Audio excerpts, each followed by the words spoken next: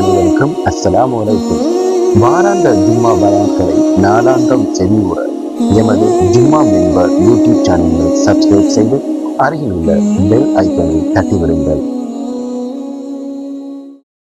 ونستعينه ونستغفره ونؤمن به ونتوكل عليه ونعوذ بالله من شرور أنفسنا ومن سيئات أعمالنا من يهده الله فلا مضل له ومن يضلل فلا هادي له وأشهد أن لا إله إلا الله وحده لا شريك له وأشهد أن سيدنا مولانا محمدا عبده ورسوله اللهم صل على سيدنا محمد النبي الأمي وعلى آله وصحبه وسلم ثم أما بعد فقد قال الله تبارك وتعالى في كلامه العزيز أعوذ بالله من الشيطان الرجيم يا أيها الذين آمنوا كتب عليكم الصيام كما كتب على الذين من قبلكم لعلكم تتقون صدق الله المولانا العظيم அளவற்ற அருளாளன் நிகரற்ற அன்புடையோன் ஏகநாயன்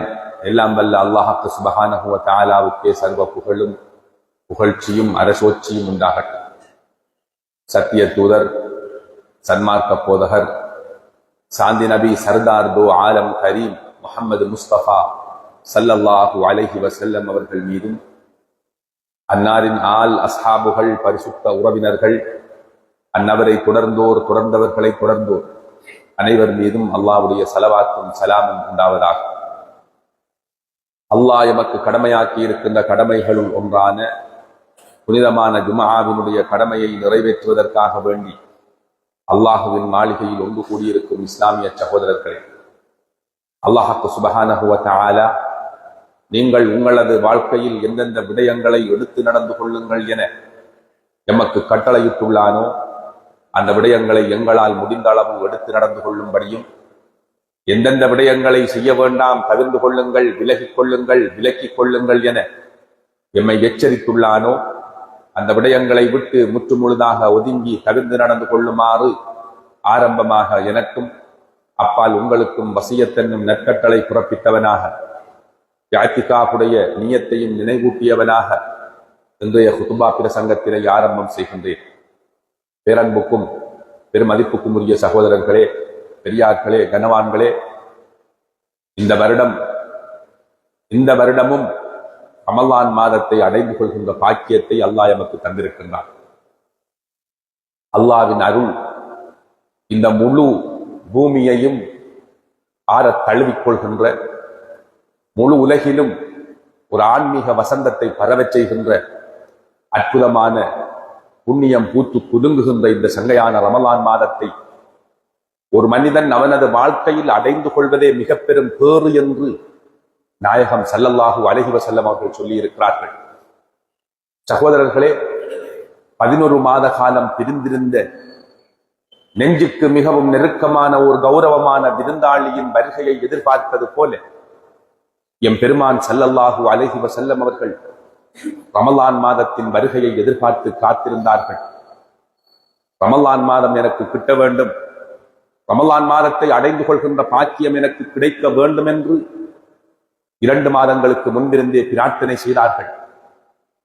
நபியுல்லாஹி ஸல்லல்லாஹு அலைஹி வஸல்லம் அவர்களது தீராத வேட்டைக்கு பின்னால் இருக்கின்ற அம்சங்கள் என்ன என்பதைத்தான் நாங்கள் ஒவ்வொருவரும் சிந்திக்க வேண்டும்.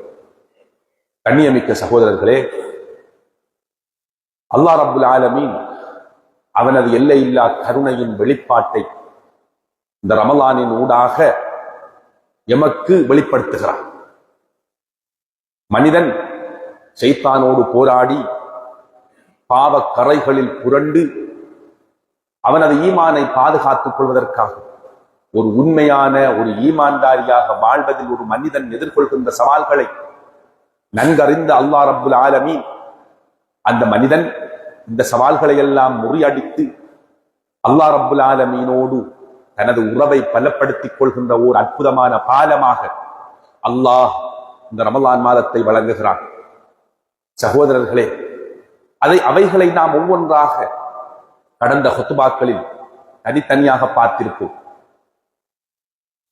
அதை பற்றி மீண்டும் இங்கே மீட்ட வேண்டிய அவசியம் இல்லை. ரமலான் மாதம் என்னென்ன பாக்கியங்களை சுமந்து வந்திருக்கின்றன, எப்படியான நன்மைகளை இந்த ரமலான் மாதத்திலே அல்லாஹ் கொடுக்கின்றான் என்பதனை எல்லாம் நாம் விலாவாரியாக விளங்கி வைத்திருப்போம். ஆம், இப்பொழுது நாம் இதில் விளங்கிக் கொள்ள வேண்டிய சில பகுதிகள் இருக்கின்றன. அவைகளை மிக கவனமாக நாம் புரிந்து கொள்ள வேண்டும். ரமலான் ஒரு தனி மனிதனோடு மட்டும் சம்பந்தப்பட்டதல்ல. ஒரு தனி மனிதனில் மாற்றத்தை ஏற்படுத்துவதை மட்டும் மையமாக நோக்கமாக கொண்டதல்ல ரமலான். ரமலானின் ஊடாக ஓர் அல்லாஹ் விரும்புகின்ற, இஸ்லாம் சொல்லுகின்ற ஒரு அழகான இஸ்லாமிய குடும்ப கட்டமைப்பு ஏற்படுத்தப்பட வேண்டும் என்பதனை அல்லாஹ் எதிர்பார்க்கின்றான். அதற்கான சந்தர்ப்பங்களையும் வழிவகைகளையும் ஏற்படுத்தி இருக்கிறான். அதே போன்று அல்லாஹு தஆலா சங்கையான ரமலானிலே சமூக ரீதியாக மிக பெரும் மாற்றங்கள் ஏற்பட வேண்டும். ஒரு சமூகத்திலே ஆன்மீக நறுமணம் கொளிக்கின்ற செயற்பாடுகள் மலர வேண்டும். சமூகத்தில் உள்ளவர்களுக்கு மத்தியில் இறுக்கமான பிணைப்பும் அன்பும் ஏற்பட வேண்டும் என்பதனை எல்லாம் அல்லாஹ் ரப்புல் ஆலமீன் இந்த ரமலானிலே அழகாக இந்த ரமலானிலே மறைத்து வைத்திருக்கிறார். சகோதரர்களே, இந்த ரமலானின் ஊடாக நாம் அடைந்து கொள்கின்ற, நாம் பெற்றுக்கொள்கின்ற இந்த பாக்கியங்கள் எப்படி இருக்கின்றது? முதலாவதாக எங்களது வீடு. நாங்கள் ஒரு தனி மனிதனிலே ரமலான் ஏற்படுத்துகின்ற மாற்றங்கள், ஒரு தனி மனிதன் பெற்றுக்கொள்கின்ற நன்மைகளை எல்லாம் நாங்கள் பார்த்தோம். நாங்கள் எல்லோரும் அறிந்து வைத்திருக்கிறோம்.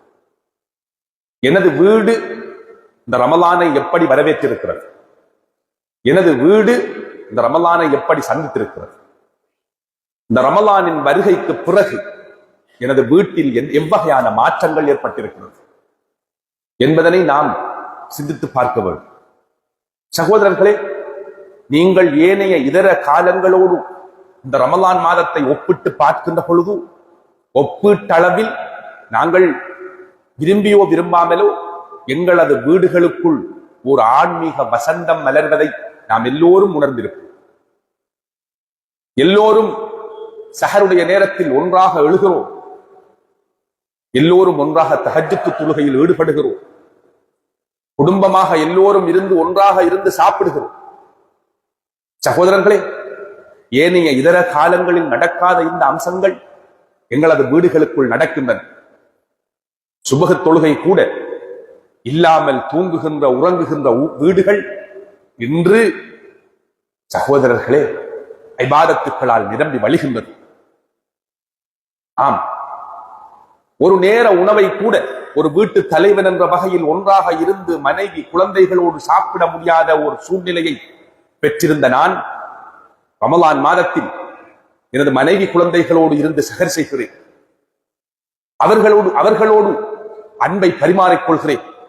எங்களுக்குள் ஒரு ஆழமான புரிந்துணர்வு ஏற்படுவது போன்ற உணர்வுகளை நான் பெற்றுக்கொள்கிறேன். ஒவ்வொருவரும் நாம் அனுபவிக்கின்ற விடயம் இது. சகோதரர்களே, அவ்வாறே குர்ஆன் ஓதுகின்ற விடயம். வீட்டிலே எங்களது பிள்ளைகள், மனைவி, குழந்தைகள் போட்டி போட்டுக் கொள்கிறார்கள். நான் இந்த ரமலானிலே 2 குர்ஆன்களை முடிப்பதற்கு இருக்கிறேன் என்று ஒரு பிள்ளை சொல்ல, மற்ற மகள், மற்ற பிள்ளை நான் 3 குர்ஆன்களை முடிப்பேன் என்று சபதம் எடுத்து போட்டி போட்டுக் கொண்டு குர்ஆனை ஓதுவதில் முந்திக் கொள்கிறார்கள். இஃப்தாருடைய நேரம், அருள் நிறைந்த இஃப்தாருடைய நேரத்தில் எல்லோரும் ஒன்று சேர்க்கும். இஃப்தாரை மகிழ்ச்சியாக எல்லோரும் ஒன்றாக குடும்பமாக இருந்து இஃப்தாருடைய அந்த வணக்கத்தில் ஈடுபடுகிறோம். இஃப்தாருக்கு முன்னுள்ள நேரத்தில் துஆ அங்கீகரிக்கப்படுகின்ற நேரம் என்பதனை ஞாபகம் செய்து தகப்பன், தாய், பிள்ளைகள் என்று எல்லோரும் தனித்தனியாக கையேந்தி பிரார்த்தனை செய்கின்ற ஓர் அழகான சூழல் எங்களது வீடுகளுக்குள் மலர்கின்றன. ஆம், இந்த ரமலானின் மூலம் அல்லாஹ் ரப்புல் ஆலமீன் எங்களது வீடுகளுக்குள் ஏற்படுத்துகின்ற மாற்றத்தை நாம் அனுபவிக்கிறோம், பார்க்கிறோம். இது இந்த ரமலான் மாதத்திற்கு மட்டும் சொந்தமானதல்ல. இது ஏனைய இதர காலங்களிலும் தொடர வேண்டும். தஹஜ்ஜுத் என்பது ரமலான் மாதத்திற்கு மட்டும் சொந்தமான தொழுகை அல்ல.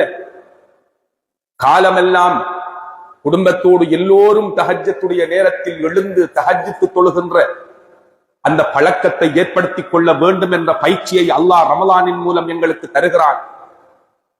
ரமலானிலே ஒருவரை ஒருவர் தாங்கிக் கொள்கிறோம், ஒருவர் மற்றவர் மீது அன்பு செலுத்துகிறோம், எங்களது ஏனைய குடும்ப உறவினர்களை சென்று தரிசிக்கிறோம்.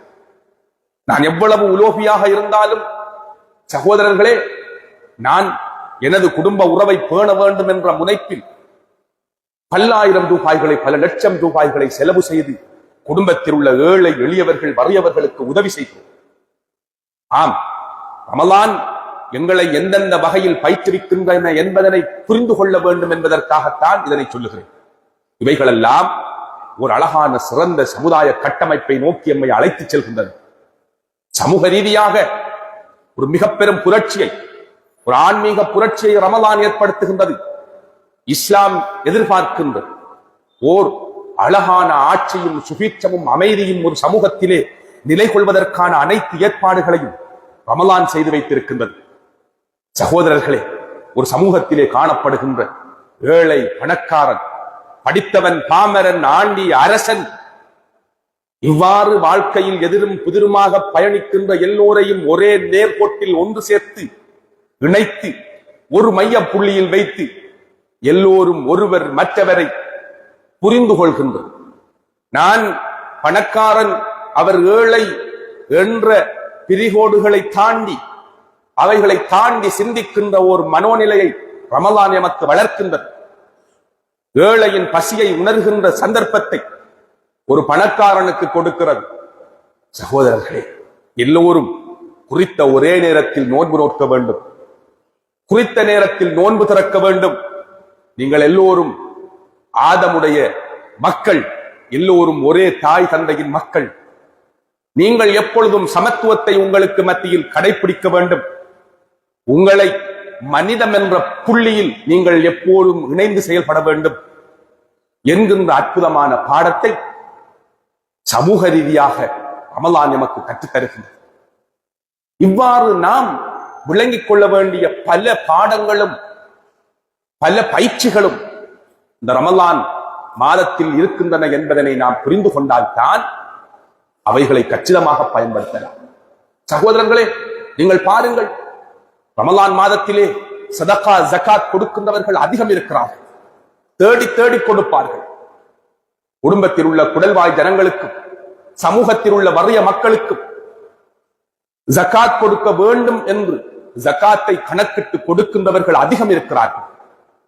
அதே போன்று சதகாக்கள் கொடுக்கின்றவர்கள் அதிகம் இருக்கிறார்கள். ஏன்? அவரும் எனது சகோதரர், நாங்கள் எல்லோரும் ஒன்றாக வாழுகின்றவர்கள் என்கின்ற ஒரு சகோதர வாஞ்சையை ரமலான் எங்களுக்குள் ஏற்படுத்துகின்றது. இவ்வாறு ஒரு மனிதனை அவனது ஆன்ம ரீதியாக மட்டும் பக்குவப்படுத்துவதல்ல ரமலான், ஒரு தனி மனிதனை மட்டும் சுத்தப்படுத்துவதல்ல ரமலான். இஸ்லாம் சொல்லுகின்ற ஒரு பைத்துல் முஸ்லிம் என்று இஸ்லாம் சொல்லுகின்ற ஒரு முஸ்லிமின் வீட்டை ரமலான் உருவாக்குகின்றது. ஓர் இஸ்லாமிய சமுதாயத்தின் கட்டுக்கோப்பும் ஒரு இஸ்லாமிய சமுதாயத்தின் நெறிகளும் எப்படி இருக்க வேண்டும் என்பதனை இஸ்லாம் ரமலான் கற்றுக் கொடுக்கின்றது. சகோதரர்களே, அந்த வகையில் நாம் இந்த அனைத்து அம்சங்களையும் கருத்தில் கொண்டு இந்த ரமலானை அணுக வேண்டும், இந்த ரமலானை நாம் சந்திக்க வேண்டும். இன்றைய எனது குத்துபாவில் முக்கியமாக சமூக ரீதியாக ரமலான் ஏற்படுத்துகின்ற இந்த மாபெரும் மாற்றத்தின் பிரதான காரணிகளாக இருக்கின்ற வாலிபர்கள்.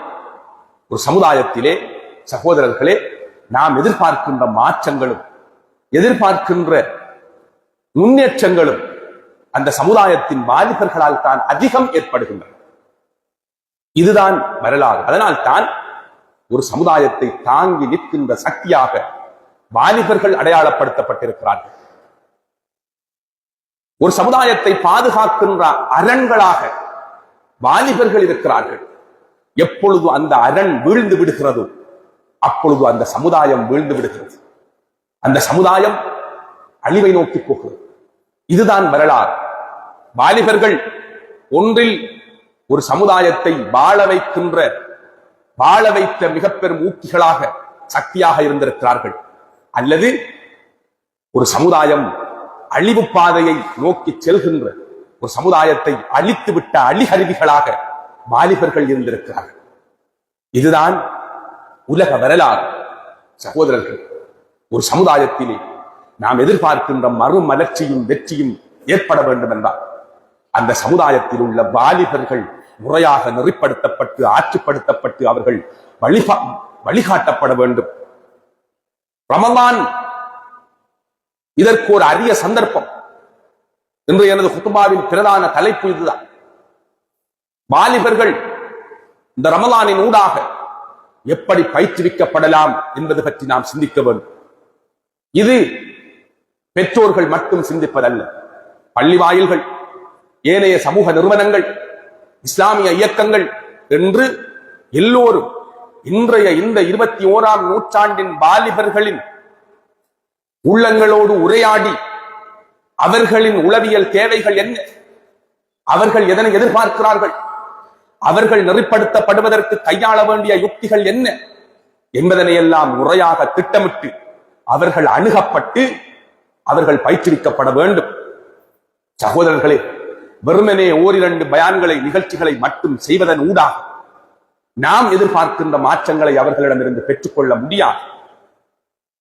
அவர்களை ஓர் புள்ளியில் இணைத்து ஒன்று சேர்த்து இந்த சமுதாயத்தின் காவலர்கள் நீங்கள்தான், இந்த சமுதாயத்தை தாங்கி நிற்கின்ற சக்தி நீங்கள்தான் என்கின்ற உண்மையை அவர்களுக்கு உணர்த்தி அந்த பொறுப்பை அவர்களுக்கு வழங்குவதை, அதாவது இந்த சமூகத்தின் காவலர்கள் என்கின்ற பொறுப்பை அவர்களுக்கு கையளிக்கின்ற பணியை நாம் எப்படி செய்ய போகின்றோம் என்பது பற்றி சிந்திக்க வேண்டும். இஸ்லாமிய வரலாற்றிலே இஸ்லாமிய வரலாறு கொண்டு வந்த மிக பிரதானமான வெற்றிகள் ரமலான் மாதத்தில் ஏற்பட்டிருக்கின்றது. சகோதரர்களே, பத்ர் யுத்தம் என்று சொல்லுகின்ற குஃப்ருக்கும் இஸ்லாத்திற்கும் இடையிலான பிரிகோட்டை உலகத்திற்கு உரத்து சொன்ன இந்த பத்ர் வெற்றி ரமலானுடைய மாதத்தில் ஏற்பட்டது. ஹிஜ்ரி 2ஆம் ஆண்டு நாம் எல்லோரும் தெரிந்து வைத்திருக்கிறோம். சகோதரர்களே, ரமலான் மாதத்திலே அந்த ஹிஜ்ரி 2 ரமலானுடைய காலம் ஏற்பட்ட அந்த பத்ர் யுத்தத்தின் வெற்றிக்கு மிக பிரதானமான சூத்திரதாரிகளாக வாலிபர்கள் இருந்திருக்கிறார்கள். இஸ்லாத்தின் மிக பெரும் எதிரியாக ஒரு கொடுங்கோலனாக செயல்பட்ட அபூ ஜஹலை வெட்டி வீழ்த்துவதற்கு துணை போன மிகச் சிறிய 2 பதின்வயதினர்களின் வரலாற்றை படித்து பாருங்கள். முஅவ்வித் பின் அஃப்ரா, முஆத் பின் அம்ர் பின் ஜமூஹ் என்கின்ற 2 சிறிய சஹாபிகள் பத்ர் போர்க்களத்தில் நின்று கொண்டிருக்கிறார்கள். அங்கே அபூ ஜஹல் தென்படுகிறான். அவனை வெட்டி வீழ்த்த வேண்டும். இவன்தான் இஸ்லாத்தின் எழுச்சியின் எதிரியாக இருக்கிறான். இவன் வீழ்த்தப்படுகின்ற பொழுதுதான் இந்த தீனுல் இஸ்லாம் முழு உலகிற்கும் கொண்டு செல்லப்படும் என்கின்ற சிந்தனையை அல்லாஹ் அவர்களுக்கு உதயமாக்குகிறான். அவர்கள் எடுத்த பிரயத்தனங்கள், மிக பெரும் படைபட்டாளத்தோடு இருந்த அபூ ஜஹலை அவர்கள் அணுகிய விதம், சகோதரர்களே, இவை ஒன்றும் சம்பவமாக படித்துவிட்டு செல்வதற்கான விஷயங்கள் அல்ல. சிந்தித்து பாருங்கள். இவ்வாறு சொல்லுவதற்கு பல விடயங்கள் இருக்கிறது. ஃபத்ஹ் மக்கா, மக்காவுடைய வெற்றி, இஸ்லாம் ஜஸீரத்துல் அரப், அரபு தேசத்திலே நிலை கொண்டு விட்டது என்பதை உலகத்திற்கு பகிரங்கமாக சொன்ன வெற்றி. அந்த வெற்றியின் சூத்திரதாரிகள் மிக முக்கியமான பங்காளர்களாக இருந்த வாலிபர்களின் வரலாற்றை படியுங்கள். நபியுல்லாஹி ஸல்லல்லாஹு அலைஹி வஸல்லம் அவர்கள் சொன்னார்கள், குஸ்தன்தீனியா, கொஸ்தாந்தினோபிள் வெற்றி கொள்ளப்படும். சொன்னார்கள், லதுஃப்தஹுன்னல் குஸ்தன்தீனியா வலனிஅமல் அமீரு அமீருஹா வலனிஅமல் ஜைஷு தாலிகல் ஜைஷ். ரோம் சாம்ராஜ்யத்தின் மிக முக்கியமான ஒரு தலைநகராக பார்க்கப்பட்ட கொஸ்தாந்தினோபிள் வெற்றி கொள்ளப்படும். அதனை வெற்றி கொள்கின்ற அமீர் மிகச் சிறந்தவர். அந்த அமீர் பிறப்பதற்கு முன்பே நபியுல்லாஹி ஸல்லல்லாஹு அலைஹி வஸல்லம் அவர்கள் நற்செய்தியை சொல்லுகிறார். அவர்தான் முஹம்மது அல் ஃபாத்திஹ். சகோதரர்களே, கொஸ்தாந்தினோபிளை வெற்றி கொண்ட முஹம்மது அல் ஃபாத்திஹ் எத்தனை வயதுடையவராக இருந்தார் தெரியுமா? வாலிபர்களே, சிந்தியுங்கள். வெறும் 21 வயதுடையவர். எவ்வளவு படை பட்டாளத்தோடு ஒரு மிக பெரும் வல்லரசாக திகழ்ந்த அந்த ரோமின் மிக முக்கிய தலைநகரம். சகோதரர்களே, ஒரு 21 வயது வாலிபனால் வெற்றி கொள்ளப்படுகின்றது. வரலாறு முழுக்க அப்படித்தான்.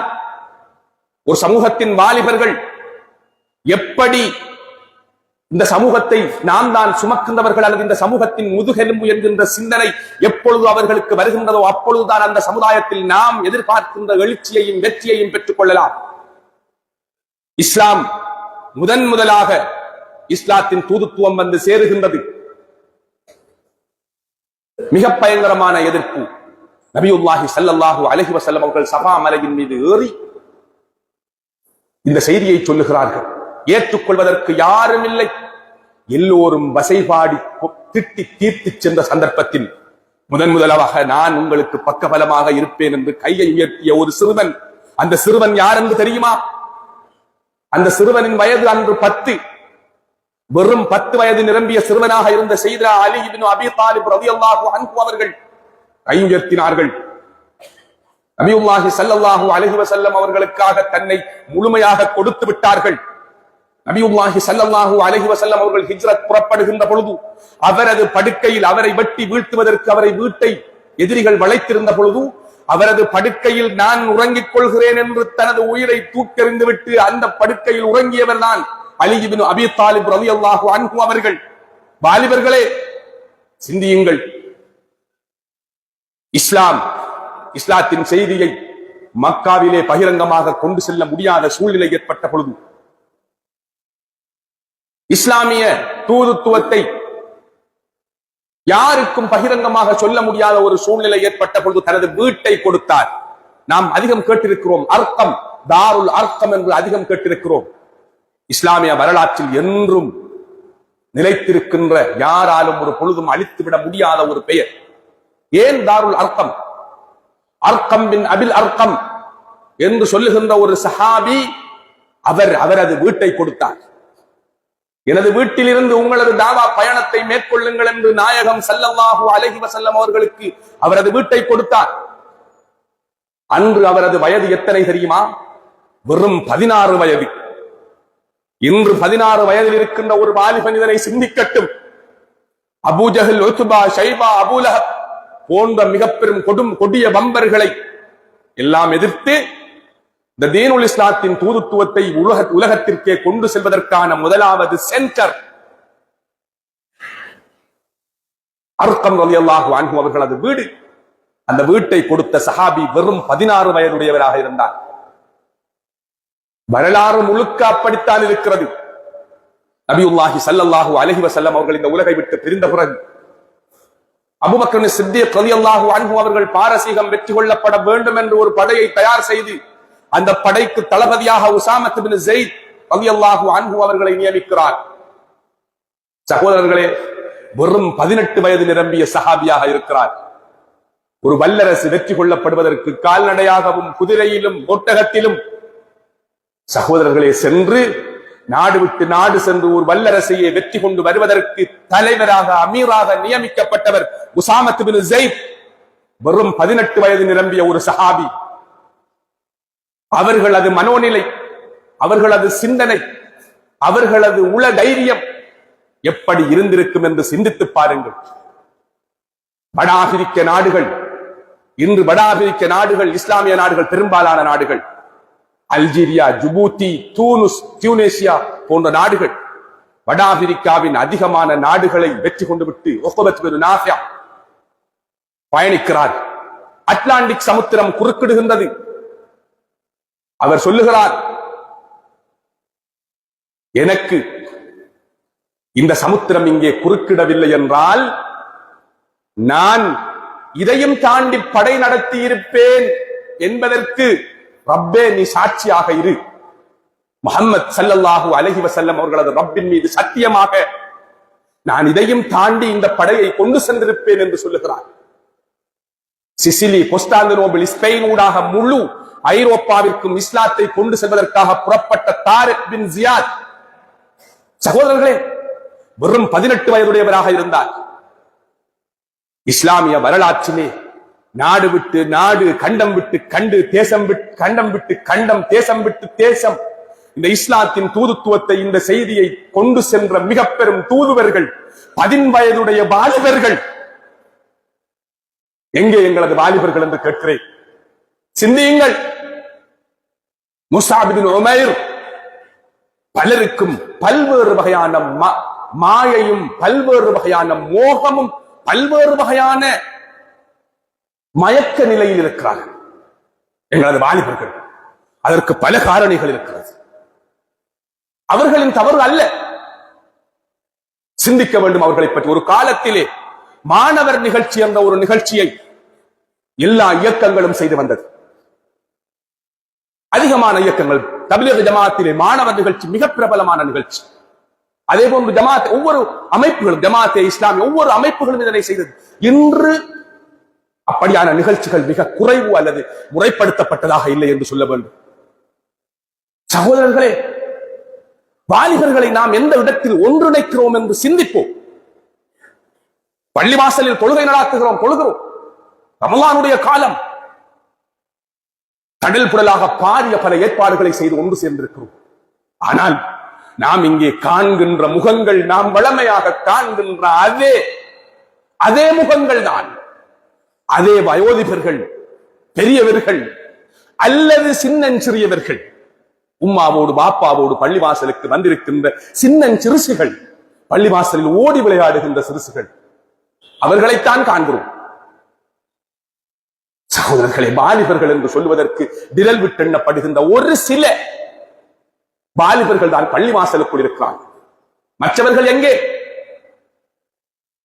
ரமலான் மாதம், ரமலானுடைய காலம் அவர்களால் எப்படி கடத்தப்படுகின்றது என்று கேட்கிறேன். ஆம், எங்களது வாலிபர்கள் அதிகமானவர்கள் நோன்பு நோக்கிறார்கள், இல்லை என்று சொல்லவில்லை. ஆனால் அவர் யார், வாலிபர்கள் என்றால் யார் என்பதை அவர்கள் இன்னும் புரிந்து கொள்ளவில்லை. அதுதான் ஒரு பேருண்மை. நீ யார்? உனக்கு அல்லாஹ் தந்திருக்கின்ற அற்புதமான சக்தி என்ன? உனக்கு முன்னால் இருக்கின்ற பொறுப்புகள் என்ன என்பதை அவன் உணரவில்லை அல்லது உணர்த்தப்படவில்லை. சகோதரர்களே, பகல் நேரங்களில் அதிகமானவர்கள் தூங்குகிறார்கள். அதிகமான வாலிபர்கள் கிட்டத்தட்ட 12-1 மணி நோன்பு காலத்தில் மட்டுமல்ல, எல்லா காலங்களிலும் அதிகமானவர்கள், எல்லோரையும் சொல்லவில்லை, கண்ணியமான வாலிபர்களே, இந்த சமுதாயத்தை நாளை ஆளப்போகின்ற தலைவர்களே, எல்லோரையும் சொல்லவில்லை. இது ஒரு அபத்தமான நிலை, ஒரு ஆபத்தான நிலை. இரவு விடிய விடிய விழித்திருக்கிறார்கள். பகல் நேரம் முழுக்க தூங்குவது. குறிப்பாக ரமலான் காலம் என்றாலே ஒரு களியாட்ட காலம் என்று பலரும் எண்ணுகிறார்கள், வாலிபர்கள் எண்ணுகிறார்கள். இரவு முழுக்க முழுக்க பாதைகளில் சுத்துவது, 2-3 பேராக மோட்டார் சைக்கிள்களில் சுத்துவது. சகோதரர்களே, கடந்த கால அனர்த்தங்கள், கடந்த காலங்களில் ஏற்பட்ட அனர்த்தங்களை மையமாக வைத்து எத்தனையோ விழிப்புணர்வு நிகழ்வுகள் செய்யப்பட்டன. இதில் ஏதாவது மாற்றங்கள் வந்திருக்கிறதா என்று கேள்வி எழுப்புகின்ற அளவில் தான் இன்றைய நிலை இருக்கிறது. யாரையும் குறை கூறுவதற்காக சொல்லவில்லை, சிந்தியுங்கள். மிக பயங்கரமான நிலை. சகோதரர்களே, ஒரு சிறுபான்மை நாட்டிலே, அதாவது சிறுபான்மையாக நாம் வாழுகிறோம். பல்லின சமூகங்களுக்கு இடையில் ஒரு சிறுபான்மை சமூகமாக முஸ்லிம்கள் இந்த நாட்டிலே வாழ்ந்து கொண்டிருக்கிறார்கள். எவ்வகையான எதிர்ப்புகளையும் எவ்வகையான அழுத்தங்களையும் சவால்களையும் இஸ்லாமியர்கள் என்ற வகையில் இந்த நாட்டிலே கடந்த சில தசாப்தங்களாக சந்தித்து வருகின்றோம் என்பதனை நான் சொல்ல தேவையில்லை. இந்த நாட்டில் வாழுகின்ற முஸ்லிம்கள் நாட்டுடைய சட்டத்திட்டங்களை பேணுவதில்லை.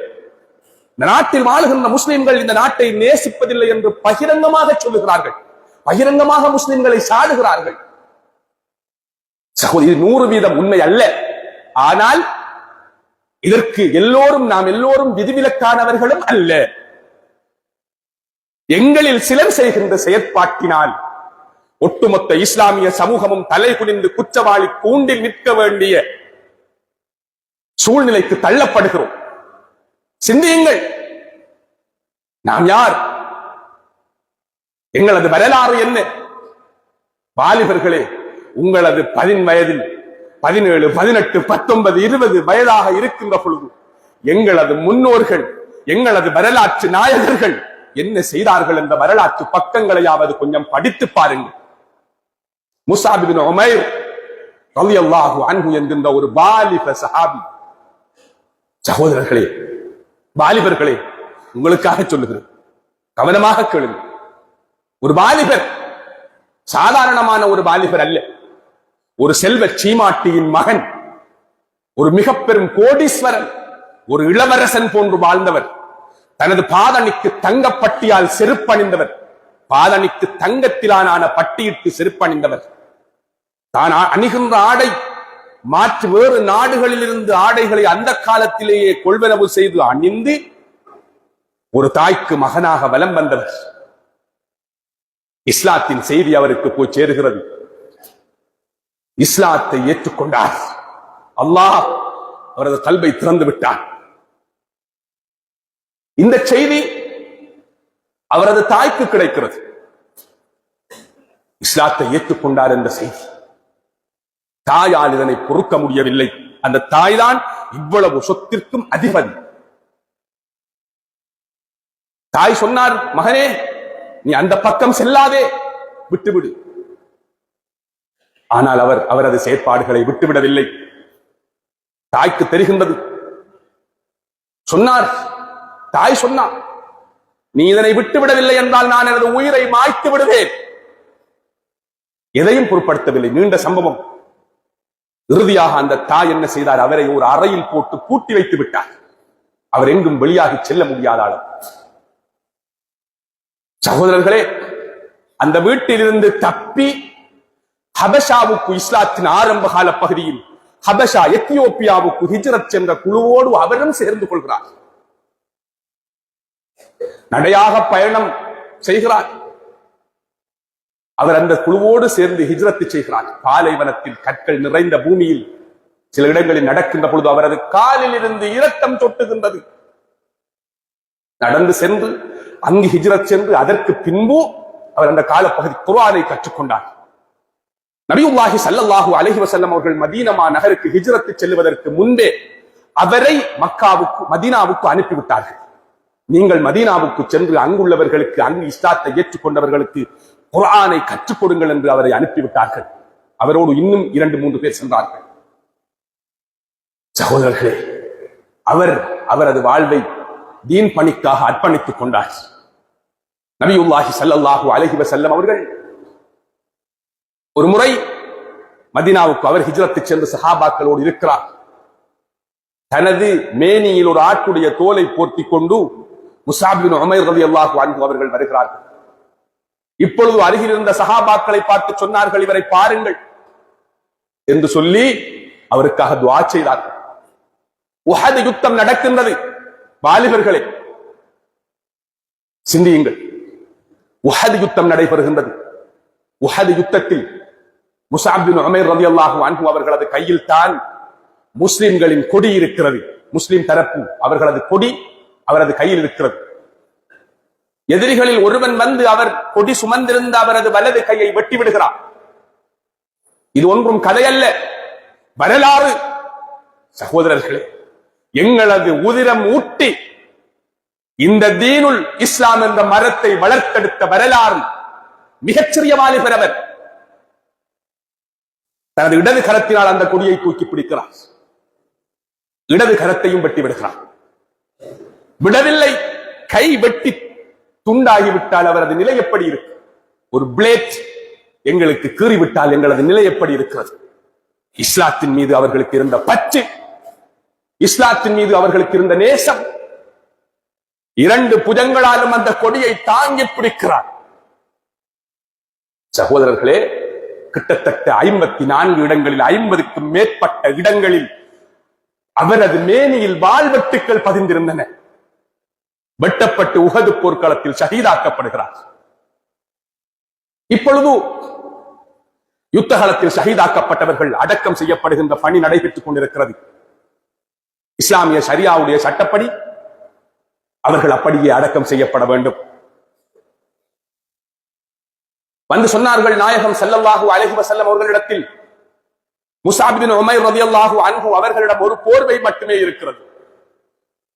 அந்த போர்வையினால் அவரது தலைப்பகுதியை போர்த்திக் கொண்டால் கால் பகுதி தெரிகிறது, இடுப்புக்கு கீழால் தெரிகிறது. கால் பகுதியை போர்த்திக் கொண்டால் அவரது தலைப்பகுதி தெரிகிறது.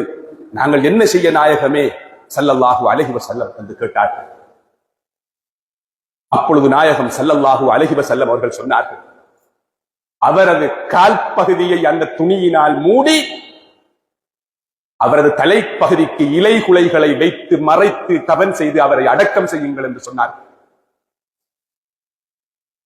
அவ்வாறுதான் அந்த இளவரசர் அடக்கப்பட்டார். மா இந்தக்கும் யன்ஃபது வமா இந்தல்லாஹி பாக். அல்லாஹ் அல் குர்ஆனில் சொல்கிறான், உங்களிடம் இருக்கின்ற எல்லாம் முடிந்துவிடும். மா இந்தக்கும் யன்ஃபது, உங்களிடம் இருக்கின்ற எல்லாம் முடிந்துவிடும். அல்லாஹ்விடம் இருப்பது மட்டும்தான் நிலையாக இருக்கும் என்ற வசனத்தை தத்ரூபமாக உண்மைப்படுத்தி உலகத்திற்கு உரத்து சொன்ன அந்த வீரனின் பரம்பரையில் வந்த வாலிபர்களே, நாம் எங்க இருக்கிறோம்? எங்களது வீரத்தையும் வித்தையையும் எதற்குள் காட்டுகிறோம்? எங்கிருக்கிறது என்று சிந்தியுங்கள். நான் எதனையும் புட்டு சொல்ல தேவையில்லை. பள்ளிவாசலுக்கு வாருங்கள் சகோதரர்கள். இந்த சமூகம் பற்றி சிந்தியுங்கள். சமூக மேம்பாடு பற்றி சிந்தியுங்கள். விமர்சிக்கிறோம், கதைக்கிறோம், சொல்லுகிறோம். ஆனால் களத்தில் யார் என்று கேட்கிறேன். எல்லோரும் சேர்ந்து பணி செய்வோம். வாலிபர்களே, பள்ளிவாசல் தலைவர்களே, இஸ்லாமிய இயக்கங்களின் பொறுப்பாளர்களே, ஏனைய நிறுவனங்களின் பொறுப்பாளர்களே, வாலிபர்களை இணைத்து, வாலிபர்கள் என்றால் யார், அவர்களது பலம் என்ன என்பதனை அவர்களுக்கு உணர்த்தி அவர்களை இந்த சமுதாய மேம்பாட்டுக்காக பயன்படுத்துவதற்கான ஒரு அழகான பொறிமுறை பற்றி சிந்தியுங்கள். இல்லை என்றால் நாம் இழந்து விடுவோம். எமது அடுத்த தலைமுறையை இழந்து விடுவோம். நாம் எமது பிள்ளைகளை இழந்து விடுவோம். இது பற்றி சிந்திக்க வேண்டிய தார்மீக பொறுப்பு எங்கள் ஒவ்வொருவருக்கும் இருக்கின்றது.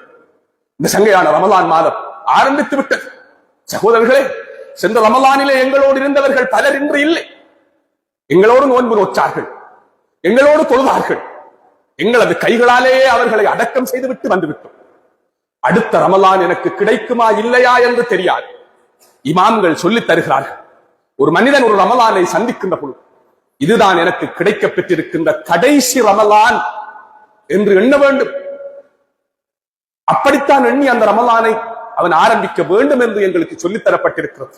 சென்ற வாரம் எங்களோடு இருந்தவர், எங்களோடு பேசியவர், சகோதரர்களை இந்த உலகை விட்டு பிரிந்து விட்டார். நேற்று இருந்தவர் இன்று இல்லை. அவரது நலவுகளும் அவரது செயற்பாடுகளும் அவர் செய்த பணிகளும் எல்லாவற்றையும் பேசுகிறோம். ஒரு 2 நாளைக்கு பேசும். அவர் மரணித்து விட்டார், எங்களை விட்டு பிரிந்து விட்டார். இதுதான் எங்களது ஒவ்வொருவரது நிலை. நாம் சிந்திப்போம், இந்த ரமலானை பயன்படுத்துவோம். இந்த ரமலானின் ஊடாக நாம் எம்மை சுத்தப்படுத்திக் கொண்டு அந்த ரப்புல் ஆலமீன் அல்லாஹ்வை நெருங்குவோம். வல்லவன் அல்லாஹ் எம் அனைவரையும் ஏற்று கபூல் செய்து கொள்வானாக. அவன் அந்த நல்லடியார்களது கூட்டத்திலே எங்கள் எல்லோரையும் சேர்த்தருள்வானாக. யா அல்லாஹ், எங்களது தப்பு தவறுகளை மன்னித்தருள்வாயாக. எங்களது பாவங்களால் எங்களை தண்டித்து விடாதே யா அல்லாஹ். எங்களது பாவங்களால் எங்களால் சுமக்க முடியாத சுமைகளை சுமத்தி விடாதே யா அல்லாஹ். எங்களை மன்னித்து விடு யா அல்லாஹ். யா அல்லாஹ் ரப்பே ரஹ்மானே, பொழிகின்ற மழையை எங்களுக்கும் விவசாயிகளுக்கும் எல்லோருக்கும் சாதகமானதாக ஆக்கி யா அல்லாஹ். இந்த மழையை எங்களுக்கு பாதகமாக ஆக்கி விடாதே யா அல்லாஹ். இந்த மழையை எங்களுக்கு பாதகமாக ஆக்கி விடாதே யா அல்லாஹ். யா அல்லாஹ் ரப்பே ரஹ்மானே, எங்கள் எல்லோரையும் வறுமையான கஷ்டமான சூழ்நிலையிலிருந்து மீட்டெடுத்து விடு யா அல்லாஹ். விவசாயிகளுக்கு உதவி செய்ய அல்லாஹ். அவர்கள் இழந்தவற்றை மீட்டி கொடுத்து விடு யா அல்லாஹ். யா அல்லாஹ் ரப்பே ரஹ்மானே, எங்களது பாவங்களால் எங்களை தண்டித்து விடாதே யா அல்லாஹ். எங்கள் எல்லோரையும் ஏற்றுக்கொள் யா அல்லாஹ். எங்களது வாலிபர்களை ஏற்றுக்கொள் யா அல்லாஹ். அவர்களை நேரான வழியில் நடாத்தி யா அல்லாஹ். அவர்களுக்கு உதவி செய்ய அல்லாஹ். இந்த தீனை சுமந்து உலகெங்கும் செல்லுகின்றவர்களாக அவர்களை ஆக்கியா அல்லாஹ். ஆமீன் ஆமீன். வ ஆகிரு தஅவானா அல்ஹம்துலில்லாஹி ரப்பில் ஆலமீன். அல்ஹம்துலில்லாஹ் அல்ஹம்துலில்லாஹில் லத்தீஃபில் கரீம் அர்-ரഊஃபிர் ரஹீம் அல் அஸீஸில் ஹகீம் الذي هدانا لدين الإسلام وجنبنا طريق الغواية والتأثيم فضلا منه ونعمة والله ذو الفضل العظيم. وأشهد أن لا إله إلا الله وحده لا شريك له وأشهد أن سيدنا مولانا محمدا عبده ورسوله. اللهم صل على سيدنا محمد النبي الأمي وعلى آله وصحبه وسلم. ثم أما بعد، فيا أيها العباد الحاضرين، اتقوا الله حق التقوى. وقال تعالى: أعوذ بالله من الشيطان الرجيم. يا أيها الذين آمنوا اتقوا الله حق تقاته ولا تموتن إلا وأنتم مسلمون. صدق الله المولانا العظيم. بارك الله بارك الله لي ولكم في القرآن العظيم ونفعني وإياكم بما فيه من الآيات والذكر الحكيم. أقول قولي هذا وأستغفر الله العظيم الجليل لي ولكم ولسائر المسلمين من كل ذنب فاستغفروه إنه هو الغفور الرحيم.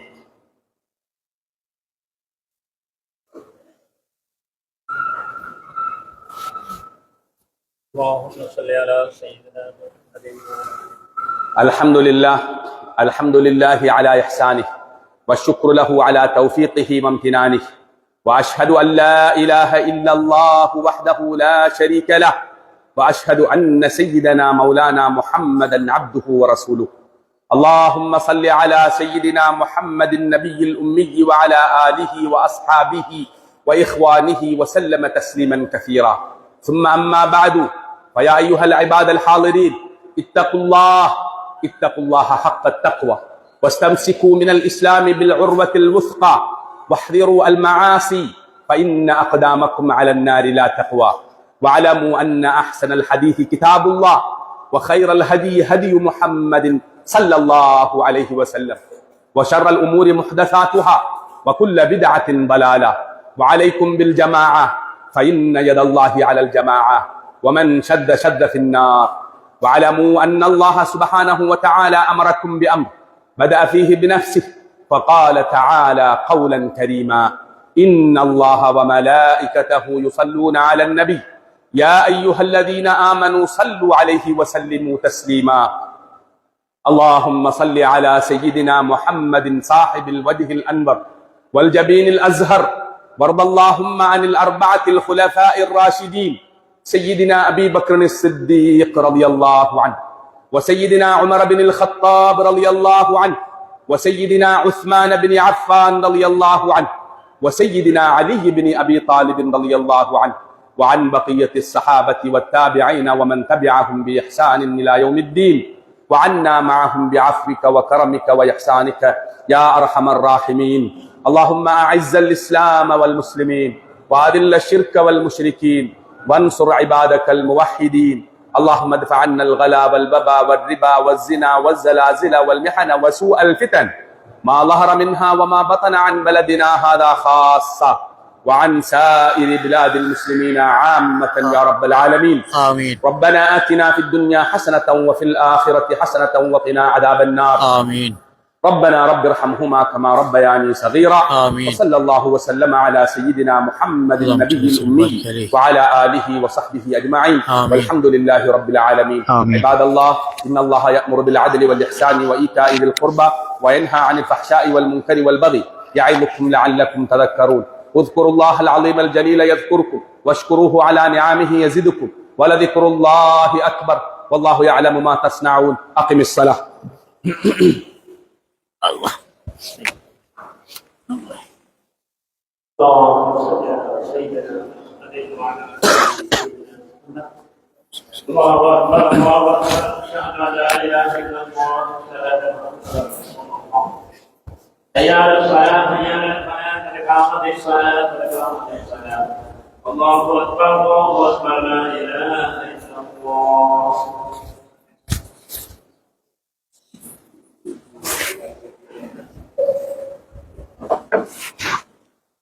استووا للصلاة رحمكم الله. اعتدلوا في صفوفكم رحمكم الله. முதிகால்களை பார்த்து சஃப்ல சீராய் அல்லாஹ் ரஹ்மத் செய்வானா. அல்லாஹு அக்பர்.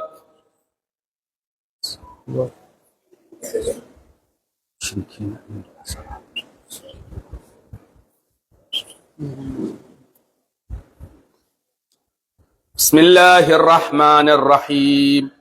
الحمد لله رب العالمين، الرحمن الرحيم، مالك يوم الدين. إياك نعبد وإياك نستعين.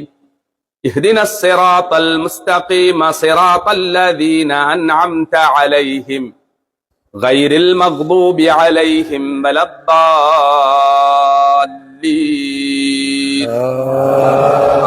آمين.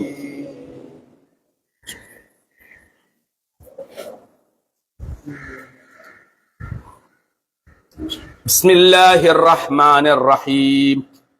يا أيها الذين آمنوا إذا نودي للصلاة من يوم الجمعة فاسعوا إلى ذكر الله وذروا البيع ذلكم خير لكم إن كنتم تعلمون فإذا قضيت الصلاة فانتشروا في الأرض وابتغوا من فضل الله واذكروا الله كثيرا لعلكم تفلحون وإذا رأوا تجارة أو لهوا انفضوا إليها وتركوك قائما قل ما عند الله خير من اللهو ومن التجارة والله خير الرازقين الله أكبر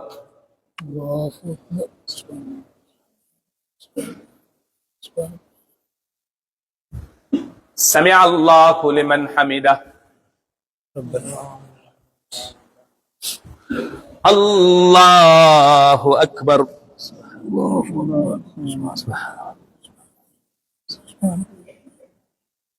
الله أكبر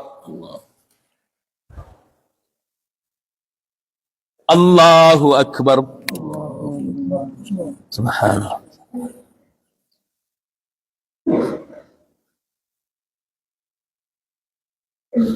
الله أكبر بسم الله الرحمن الرحيم الحمد لله رب العالمين الرحمن الرحيم مالك يوم الدين إياك نعبد وإياك نستعين اهدنا الصراط المستقيم صراط الذين أنعمت عليهم غير المغضوب عليهم ولا الضالين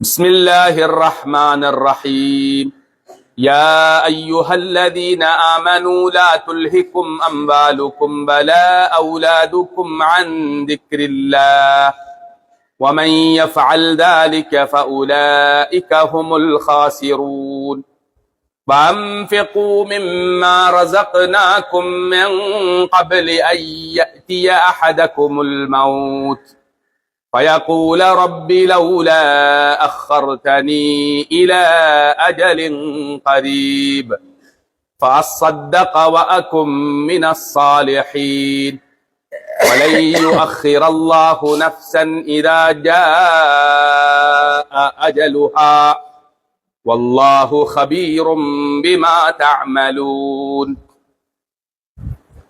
الله أكبر الله أكبر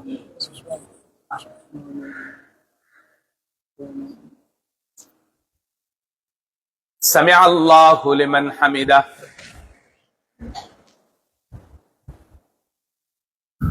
الله أكبر سبحان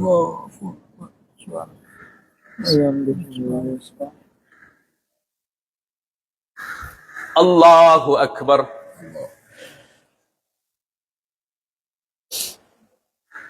الله أكبر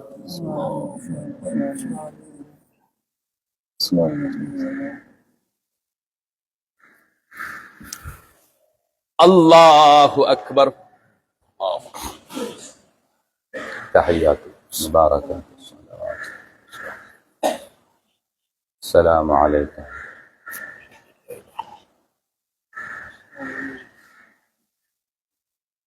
أشهد أن لا إله إلا الله صل على سيدنا محمد كما صليت على إبراهيم كما باركت على إبراهيم اللهم اغفر لي ما قدمت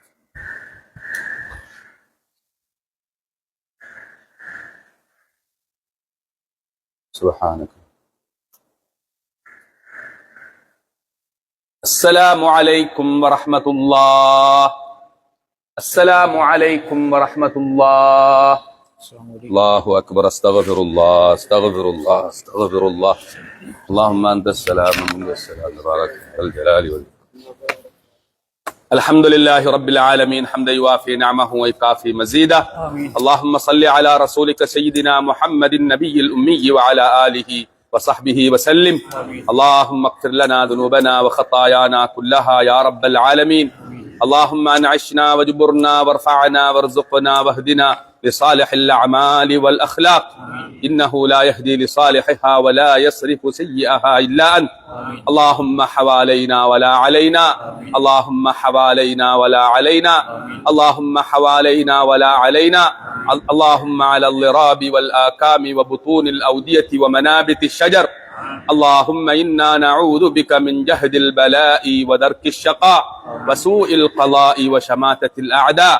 ربنا آتنا في الدنيا حسنة وفي الآخرة حسنة وقنا عذاب النار. ربنا اغفر لنا ولوالدينا. ربنا رب ارحمهما كما ربياني صغيرا. وصلى الله وسلم على سيدنا محمد النبي الأمي وعلى آله وصحبه أجمعين. سبحان ربك رب العزة عما يصفون وسلام على المرسلين والحمد لله رب العالمين.